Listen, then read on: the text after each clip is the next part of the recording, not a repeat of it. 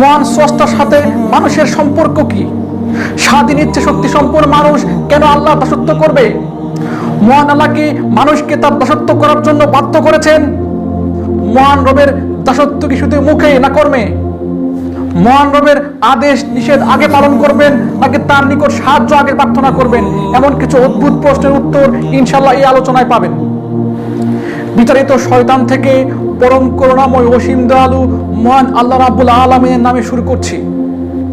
দার্শনিক দৃষ্টিভঙ্গিতে মহাগ্রন্থ আল কোরআনের ধারাবাহিক তাফসিরে আজকে আমি সূরা ফাতিহার ৪র্থ আয়াত নিয়ে বিশ্লেষণ করব ইনশাআল্লাহ। মানব জীবনের সবচেয়ে গুরুত্বপূর্ণ বিষয় হচ্ছে মহান স্রষ্টার প্রতি ধারণা। এই স্রষ্টার প্রতি, এই সৃষ্টিকর্তার প্রতি একটা পূর্ণাঙ্গ ধারণা সূরা ফাতিহার প্রথম ৩ আয়াতে বর্ণনা করা হয়েছে। প্রথম আয়াতে বলা হয়েছে সমস্ত প্রশংসা বিশ্ব প্রতিপালক মহান আল্লাহ রাব্বুল আলামিনের জন্য। দ্বিতীয় আয়াতে বলা হয়েছে এই মহান সৃষ্টিকর্তা মহাবিশ্বের মালিক অন্য মালিকদের মতো কঠিন নয়, অন্য মালিকদের মতো রূঢ় নয়, তিনি হচ্ছেন পরম করুণাময় অসীম দয়ালু।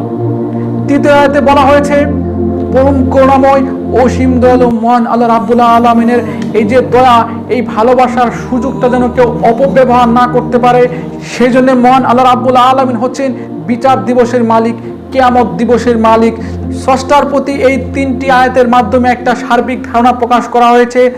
চতুর্থ আয়াতে স্রষ্টার সাথে আমাদের কি সম্পর্ক সেটি বিস্তারিত বর্ণনা করা হয়েছে। সেখানে বলা হয়েছে ইয়াকা না'বুদু ওয়া ইয়াকা নাস্তাইন, যার মানে হচ্ছে হে পরম করুণাময়, হে মহাবিশ্বের মালিক, আমরা শুধু তোমারই ইবাদত করি, তোমার নিকট সাহায্য প্রার্থনা করি।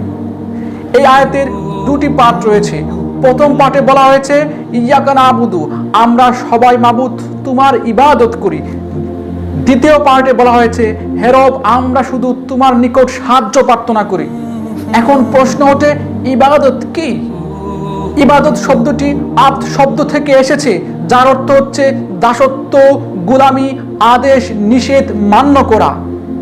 যার ইবাদত করা হবে, যার আদেশ নিষেধ মান্য করা হবে, যার গোলামি করা হবে, তিনি হচ্ছেন রব। আর যে ইবাদত করবে, আর যে আদেশ নিষেধ মান্য করবে, আর যে দাসত্ব করবে, তাকে বলা হয় দাস, তাকে বলা হয় বান্দা। তার মানে স্রষ্টার সাথে আমাদের সম্পর্ক হচ্ছে, স্রষ্টা হচ্ছে আমাদের রব, আমরা হচ্ছি তার বান্দা। আমরা স্রষ্টাকে ইবাদত করি মানে হচ্ছে যে আমরা দাস হয়ে মহান আল্লাহ রাব্বুল আলামিনের আদেশ নিষেধ মান্য করব, তার অনুগত্য স্বীকার করব। একটি বিষয় লক্ষ্য করুন, এখানে কিন্তু আল্লাহ পাক বলেননি হে মানুষ তোমরা আমার ইবাদত করো, এখানে বলা হয়েছে আমরা তোমার ইবাদত করি। তার মানে হচ্ছে আল্লাহ পাক আমাদের উপর ইবাদত চাপিয়ে দেননি, আল্লাহ পাক আমাদের উপর আদেশ নিষেধ চাপিয়ে দেননি, বরং আমরাই বলছি হে মালিক, হে বিশ্ব প্রতিপালক, আমরা হচ্ছে তোমার গোলাম, আমরা হচ্ছে তোমার দাস, আমরা তোমার দাসত্ব মেনে নিয়ে তোমার ইবাদত করি। এখানে মানুষকে স্বাধীনতা দেয়া হয়েছে, স্বাধীন ইচ্ছে শক্তি দেয়া হয়েছে। মানুষ চাইলেই আল্লাহর ইবাদত করতে পারে, তেমনি ভাবে আল্লাহকে অস্বীকার করতে পারে, যার কারণে পৃথিবীর হাজার হাজার মানুষ আল্লাহকে অস্বীকার করছে। প্রভু হিসেবে আল্লাহর দেয়া আইন কানুন দণ্ডবিধি সমস্ত কিছু অস্বীকার করে নিজেরাই আইন কানুন দণ্ডবিধি প্রতিষ্ঠা করেছে, নিজেরাই মালিক হয়েছে। মানুষ মুখে বলছে ইয়াকা না'বুদু, হে রব আমরা তোমার অনুগত্য করি, হে রব আমরা তোমার আইন কানুন দণ্ডবিধি আদেশ নিষেধ মেনে চলি, অথচ মানুষ কর্মে ইবাদত করছে না। মানুষ ইবাদত করছে তার নিজের কামনা বাসনার, মানুষ ইবাদত করছে তার নিজের স্বার্থের। মানুষ নিজেরাই আল্লাহ পাকের আইন কানুন দণ্ডবিধিকে বাদ দিয়ে নিজেরা আইন কানুন দণ্ডবিধি প্রতিষ্ঠা করছে, অথচ তারা নামাজের মধ্যে বারবার বলছে হে রব আমরা তোমার ইবাদত করছি, আমরা তোমার আইন কানুন মানছি। মহান রব বলেছেন হে আমার বান্দারা, তোমরা সন্ত্রাসীদের ডাকাতদের হাত ও পা কেটে দাও। কিন্তু আমরা নিজেদের স্বার্থে ডাকাতদের সংরক্ষণ করার জন্য, সন্ত্রাসীদের বাঁচানোর জন্য কয়েক বছর জেল দিয়ে ওদেরকে জামিন করে দিচ্ছি, ওদের মুক্ত করে দিচ্ছি। মহান রব বলেছেন হে বান্দারা, তোমরা যদি আমার ইবাদত করো, আমার আদেশ নিষেধ মানো, তাহলে তোমরা যাকাত ভিত্তিক অর্থ ব্যবস্থা প্রতিষ্ঠা করো, সুদকে পরিহার করো। কিন্তু আমরা মুখে বলছি আল্লাহ তোমার ইবাদত করি, কিন্তু বাস্তবে আমরা সুদ ভিত্তিক অর্থ ব্যবস্থায় মেনে নিয়েছি। হে মানুষ তোমরা আমার ইবাদত করার জন্য নামাজ শেষ করে জমিনে ছড়িয়ে পড়ো, জমিনে রিজিকের তালাশ করো, জমিনে চাষ করো। কিন্তু আমরা আমরা আল্লাহকে অস্বীকার করে, কিন্তু আমরা মুখে বলছি আল্লাহ তোমার ইবাদত করি, কিন্তু আমরা বাস্তবে মসজিদের কোনায় বসে, খানকায় বসে ধর্ম ব্যবসা করে জীবিকা নির্বাহ করছি। মহান রব বলেছেন, হে মানুষ, তোমরা হিকমতের সাথে, প্রজ্ঞা দিয়ে, ভালোবাসা দিয়ে ইসলামের সৌন্দর্যগুলো মানুষকে প্রচার করে, ইসলামের সৌন্দর্যগুলো মানুষকে বুঝিয়ে আল্লাহর পথে আনো। কিন্তু আমরা মুখে বলছি আল্লাহ তোমার আদেশ মানছি, কিন্তু আমরা আল্লাহর আদেশ পরিহার করে, সন্ত্রাসী করে, বোমাবাজি করে, আত্মঘাতী হামলা চালিয়ে মানুষকে জোর করে ইসলামের পথে আনতে চাচ্ছি, আল্লাহর পথে আনতে চাচ্ছি। এটা ধর্ম নয়, এত অধর্মের নাম। মহান রব বলেছেন, হে মানুষ, তোমরা আমার আদেশ নিষেধ মানো, আমার ইবাদত করো। আমার ইবাদত হচ্ছে তোমরা দলাদলি করো না, এই কোরআনকে আঁকড়ে ধরো, তোমরা এক থাকো। অথচ আমরা দলাদলি করে শিয়া হচ্ছি, সুন্নি হচ্ছি, আহলে হাদিস হচ্ছি, খারিজি হচ্ছি, অমুক দল করছি, রাফেজি হচ্ছি, আহলে কোরআন হচ্ছি, চিশতিয়া হচ্ছি, নকশাবন্দি হচ্ছি, কিন্তু আমরা মুসলিম হতে চাচ্ছি না। হে মানুষ, তোমরা যদি আমার ইবাদত করতে যাও তাহলে তোমরা ওয়াদাগুলো পূর্ণ করো, তোমরা ওয়াদা খেলাপ করো না। আমরা নামাজের মধ্যে বারবার ওয়াদা করছি, ইয়াকা নাবুদু, হে রব আমি তোমাদের কাছে ওয়াদা করছি, আমি তোমার আদেশ নিষেধ মান্য করব। অথচ আমরা সুদ খাচ্ছি, ঘুষ খাচ্ছি, পর্নোর দিকে দৃষ্টি দেখছি, পর্নোগ্রাফি দেখছি, মুভি দেখছি, নানা রকম কালোবাজারি করছি, দুর্নীতি করছি। তারপর আমরা মসজিদে এসে আবার বলছি ইয়াকা নাবুদু, হে রব তোমার আদেশ মানি, তোমার নিষেধ মানি। এটা কি ওয়াদা ভঙ্গ নয়? এটা কি ওয়াদা খেলাপ নয়? মহান আল্লাহ রাব্বুল আলামিনের ইবাদত করা মানে হচ্ছে তার আদেশ নিষেধ মান্য করা। সুদ থেকে বেঁচে থাকার নাম ইবাদত, জেনা ব্যভিচার থেকে বেঁচে থাকার নাম ইবাদত, পরনিন্দা না করা হচ্ছে ইবাদত, অবিচার জুলুম নির্যাতনের বিরুদ্ধে প্রতিবাদ করা হচ্ছে ইবাদত, ঘুষ না খাওয়া হচ্ছে ইবাদত, পরনারের দিকে, পরসম্পদের দিকে কুদৃষ্টি না দেয়া হচ্ছে ইবাদত, দলাদলি না করে এক হয়ে থাকার নাম হচ্ছে ইবাদত, প্রতিবেশীর হক আদায় করার নাম হচ্ছে ইবাদত, মানুষকে ভালোবাসার নাম হচ্ছে ইবাদত, মিথ্যে কথা না বলার নাম হচ্ছে ইবাদত, আল্লাহ পাকের আইন কানুন দ্বন্দ্ববিধি প্রতিষ্ঠার জন্য জনমত তৈরি করা হচ্ছে ইবাদত, সন্ত্রাস, জঙ্গিবাদ, চাঁদাবাজের বিরুদ্ধে প্রতিবাদ করার নাম হচ্ছে ইবাদত, এতিম মিসকিন অসহায় মানুষের পাশে দাঁড়ানোর নাম হচ্ছে ইবাদত, তাদের হক রক্ষা করার নাম হচ্ছে ইবাদত, যোগ্য নেতাকে, যোগ্য ব্যক্তিকে, সৎ ব্যক্তিকে, আদর্শবান মানুষকে নেতা নির্বাচন করার নাম হচ্ছে ইবাদত।